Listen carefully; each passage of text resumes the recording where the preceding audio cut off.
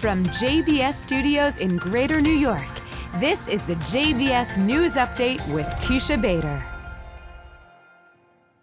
I'm Teisha Bader with the JBS News Update for Monday, April the 4th, 2022. A number of Israeli officials joined leaders from around the world to condemn the murder of civilians in Bucha, Ukraine, reported this weekend. Foreign Minister Yair Lapid said it is impossible to remain indifferent in the face of the horrific images from the city of Bucha near Kiev from after the Russian army left. Intentionally harming a civilian population, he said, is a war crime, and I strongly condemn it. Israel's ambassador to Ukraine, Michael Brodsky, who met with Lapid in Jerusalem this weekend before heading back to Ukraine, wrote he was deeply shocked by the photos from Bucha. Killing of civilians is a war crime and cannot be justified. The Times of Israel cited Israel's defense minister Benny Gantz telling Khan Public Radio, "I condemn carnage of this kind. It is certainly a war crime." Israel's health minister Nitzan Horowitz announced yesterday that he is going to Ukraine to visit Israel's field hospital, already having treated more than 1,000 refugees. In a video message, Horowitz said this is the first visit of an Israeli minister to Ukraine since the Russian attack, and an expression of solidarity with the Ukrainian people who were attacked only because they chose freedom. This is not a struggle of Ukraine alone, Horowitz said, but of the entire democratic world. A 21-year-old Hasidic Jewish man was violently assaulted in Brooklyn, New York Friday night, repeatedly punched and kicked by 6 men in the Williamsburg neighborhood in what police said was an unprovoked attack and a hate crime.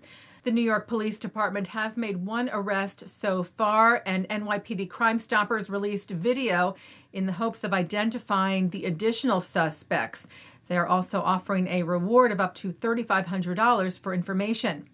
The Anti-Defamation League is offering a $10,000 reward for information leading to conviction and arrest on the vicious assault. CEO of the ADL, Jonathan Greenblatt, tweeted that the ongoing violence and harassment against Orthodox Jewish people in Brooklyn is disgraceful. I hope the $10,000 reward expedites the identification of the perpetrators of this latest crime. The ADL New York, New Jersey director Scott Richmond said nobody should be subjected to hateful violence on the streets of New York. And New York Governor Kathy Hochul tweeted, "I'm outraged by this act of violence against a Jewish New Yorker. An attack on one of us is an attack on all of us." She said she was directing the New York State Police Hate Crimes Task Force to assist in the investigation. Leading Israeli businessman and industrialist Eitan Wertheimer has died. Wertheimer led the family toolmaking company Iskar Blades, taking over from his father, Steph Wertheimer. He was also a leading philanthropist, supporting in particular Israeli-Palestinian businesses and peace initiatives. He died today after a long battle with cancer. He was 70 years old. And actress Estelle Harris has died.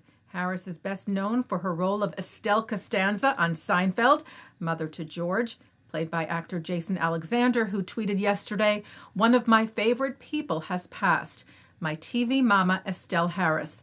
The joy of playing with her and relishing her glorious laughter was a treat." Harris died Saturday. She was 93. And in another show of resilience from Ukraine, its entry to this year's Eurovision contest, Kalush Orchestra, arrived in Israel today to take part in a pre-Eurovision event. The Times of Israel reports that this is the group's first foreign appearance since the Russian invasion and that they received special permission to fly out of the country since men of military age are not allowed to leave. Ukraine's public broadcaster Suspilna wrote on Instagram, "Kalush Orchestra will take part in the Tel Aviv event Israel Calling 2022 and will meet with Ukrainian refugees in Tel Aviv. Also will meet with Minister of Jerusalem and National Heritage Ze'ev Elkin and will perform live at the Israel Calling concert Thursday, which will raise funds for the restoration of property and destroyed infrastructure of Ukraine." The band's frontman Oleg Psyuk said, "We thank the organizers in Israel for the invitation and look forward to meeting the Eurovision community." He said, "We already feel tremendous support. This," he said, "is what everyone who is forced to live in the war needs most now." The Eurovision, by the way, is taking place in May in Turin, Italy. Taking a look now at our programming for tonight on JBS for Monday, April the 4th at 7 o'clock. Russell Robinson speaks with Gil Troy on Conversations on Zionism. At 7:30, meet the young women breaking through the glass ceiling serving in the IDF. At 8 on In the Spotlight, musicians Ilana Arian, Joey Weisenberg, and Noah Aronson talk about their work and the links between music, prayer, and worship with Abigail Pogrebin. At 9, Mark Golub sits down with producer of the band's Visit, Oren Wolf. At 10, Rabbi Meir Lau speaks at the 92nd Street Y.